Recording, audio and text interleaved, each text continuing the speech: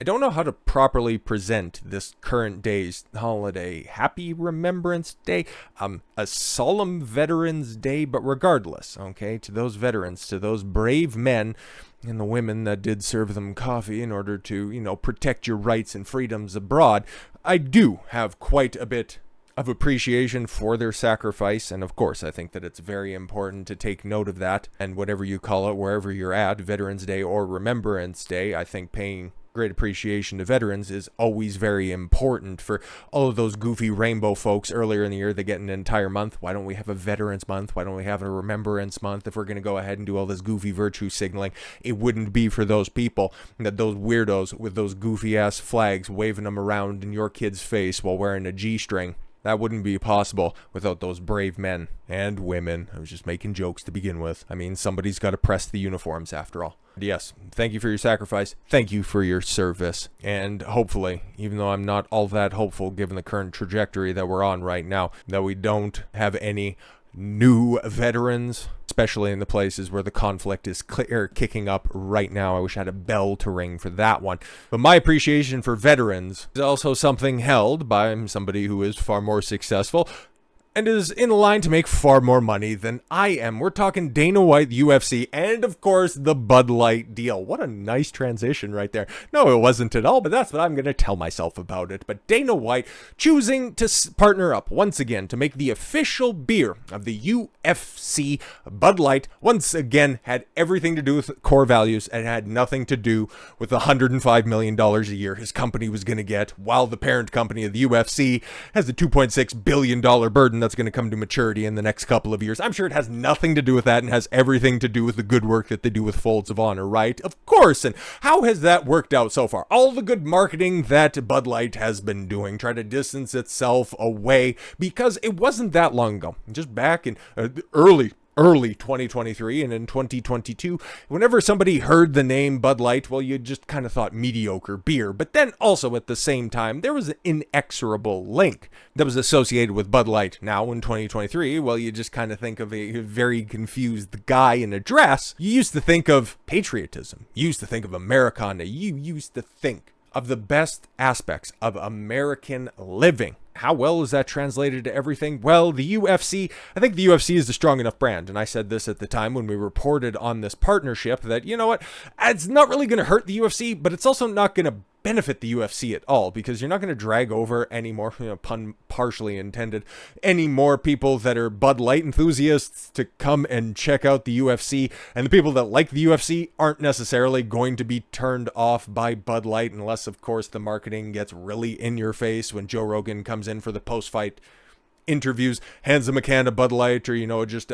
has them hold a bottle that they can just crack over Joe's bald head. Like, that would be funny, and that's one way that you can work it. But unless it gets too invasive and that just simply turns into another sticker that's down there on the mat, or it's just back there on the Chiron, like, nobody's really gonna care at the end of the day.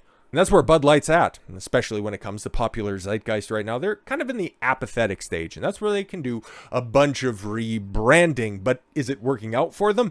No, of course not, because a trouble still brews for Bud Light. You don't say. And this just came out right at the end of October, right on Halloween. How very scurry. And I ended up clicking on a link that I didn't know was there. The world's largest brewer, Anheuser Busch, is still feeling the fallout of the Bud Light controversy from earlier this year, which is wild to think about. That happened some 7 months ago, months after conservative backlash sparked from Bud Light's campaign with transgender social media influencer. Did you hear about that? That was quite a dust-up. The beer's brand parent company continues to see weakened sales. AB InBev reported the third quarter revenue of the United States declined 13.5%, and that it's a 16.6% drop in sales to retailers was mainly due to the volume decline of Bud Light. So guess what?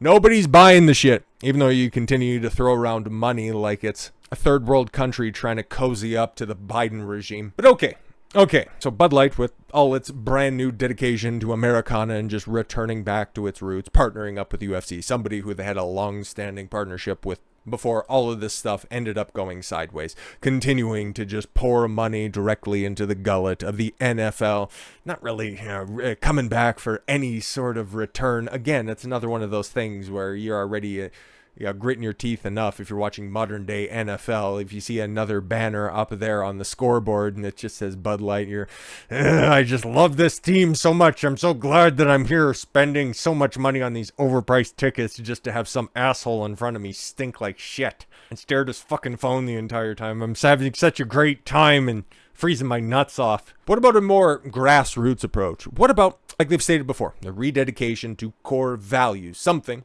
that so many people that are attached and think of Bud Light in a certain pre-2023 frame. What else was inexorably linked with them? Well, of course, you have to think about country music, and another one of the dust-ups that they had involved several prominent country music artists. One of the more famous and vocal critics of Bud Light's decision was Travis Tritt. And I like me some Travis Tritt. I'm not a big country music guy. I think most of it's ass cancer. But, Travis Tritt, that the whole class of the late 90s, not early 2000s. That's about when it started to fall off a cliff. Mid to late 90s. I'll go with that one. Alan Jackson types, Brooks and Dunn, Travis Tritt, of course. That's that good shit. And he decided to pick on one of the new kids, this Zach Bryan cat, okay? Singer Zach Bryan says, Travis Tritt came after me over a Bud Light remark. Oh no, country singer Zach Bryan felt overwhelmed. This is also why I don't listen to country music, and I'm pretty much stick to the realm of metal, power metal, heavy metal, 80s metal. It's because guys aren't so fucking bitched up, okay? Oh my god, I felt so bad, and Travis Tritt came after me. Oh my god, now you can have somebody come in your drink. Brian, 27. Oh, he's a little guy, appeared, and he's that bald already?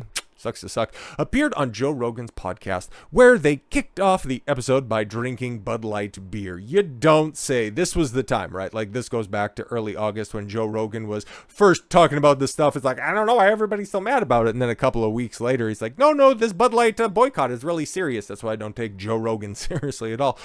Says that there's nothing wrong with it and joked about the culture war. Oh yeah, I'm a goofy culture war, until you end up having an issue that you care about, then all of a sudden you want to become a culture warrior. I hate these fence-sitting fun guys dividing the country, which Rogan said is just silly. It's just silly. You're being a silly Billy.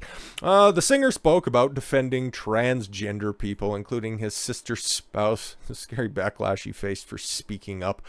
This is the current state of country music. No fucking shit. And imagine that, guys. That landed him a Bud Light sponsorship. Guys, Zack Bryan has partnered with Bud Light after country lovers had boycotted the beer. So it's so good. They pivoted from a direct support to the transgender community to somebody who's at least 1 degree separated from it. You love to see it.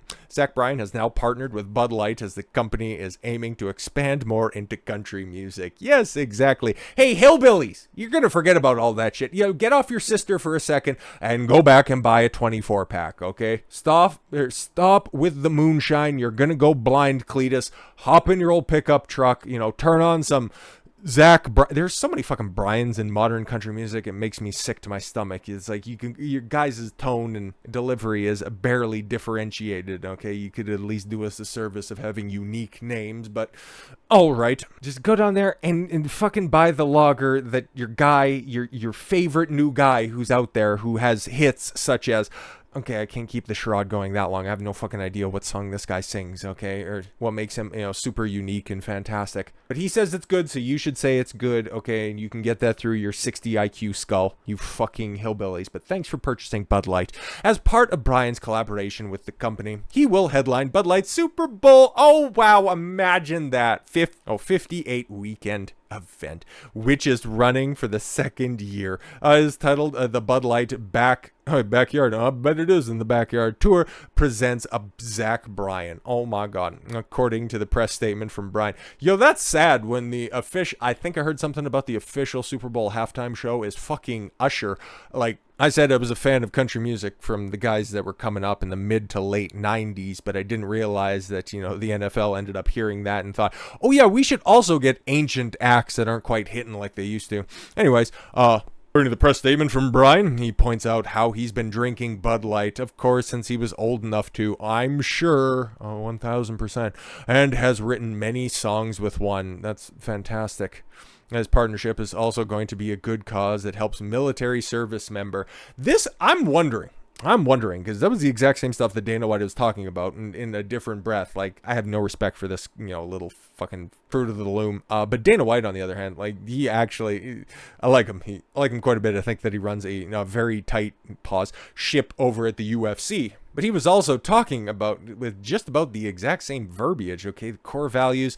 I like it because, they do the good stuff with the thing. And sorry, I got distracted by the official photos for, UFC 295 and Paige Van Zandt posting for OnlyFans. Like, what the fuck are you doing, okay? Shouldn't you be fighting or some shit like that? But no. Dana White said he was down for what Bud Light was doing, especially what they're doing with, folds of honor and all that shit. But yeah, at the same time, Dana White also kept his business running, yes, through the coof and all that shit, and he's a dyed-in-the-wall Trump supporter, and he doesn't censor any of his fighters. If you have something funky to say, go out there and fucking say it. He's just gonna laugh at it if it's funny. He'll mock you if he thinks that it isn't, but at the same time, he's not going to tell you anything about how you conduct your business. Just go out there and fight, draw some money, and we can continue to do business. Sounds great, but him and this Zach Bryan guy, who I've got, my sister's spouse, we love to pontificate about our favorite shapes of butt plugs over a case of Bud Light. For the fact that they both bring up similar things.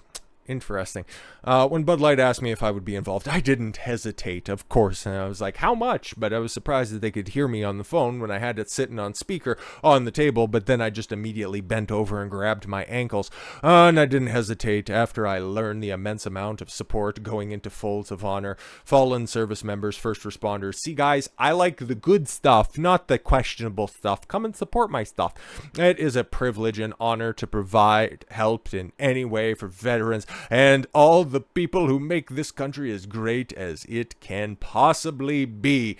I do resonate with that statement. I just don't believe the guy who's delivering it. Bud Light has always been at the center of great music moments. Fucking name them.